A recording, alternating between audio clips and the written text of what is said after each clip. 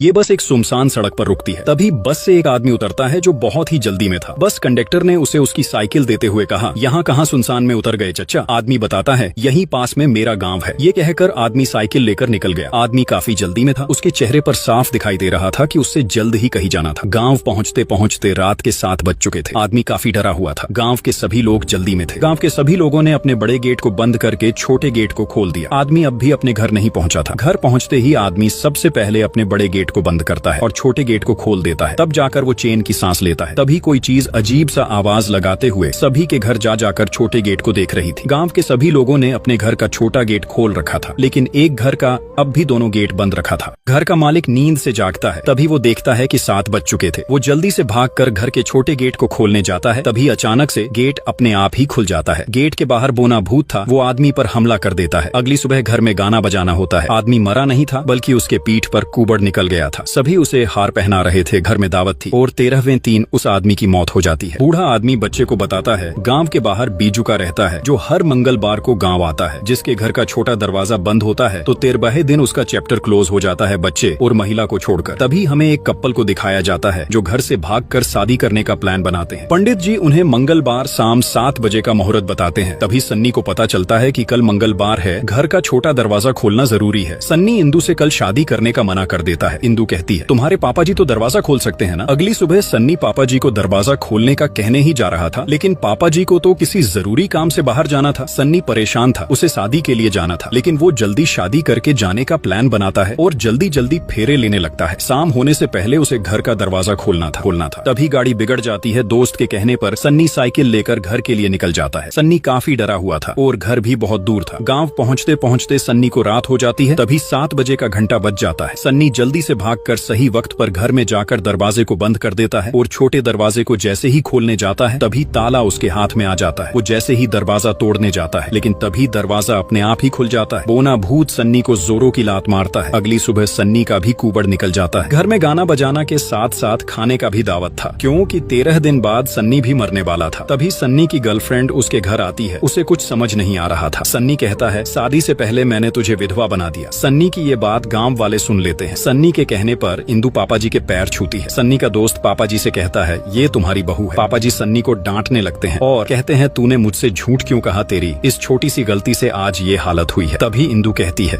तब फालतू का ड्रामा हो रहा है, ये कोई भूत बुत नहीं है, ये एक बीमारी है। इंदु सभी से कहती है, ये कोई भूत बुत नहीं है, ये एक बीमारी है। कल ही हम इलाज के लिए दिल्ली जा रहे हैं। हॉस्पिटल पहुंचकर डॉक्टर सन्नी का एक्सरे देखने के बाद इंदु से कहता है, ये एक छोटा सा मांस का गट्ठर है जो किसी हड्डी के साथ जुड़ा नहीं है। हम सर्जरी से इसे सही कर सकते हैं।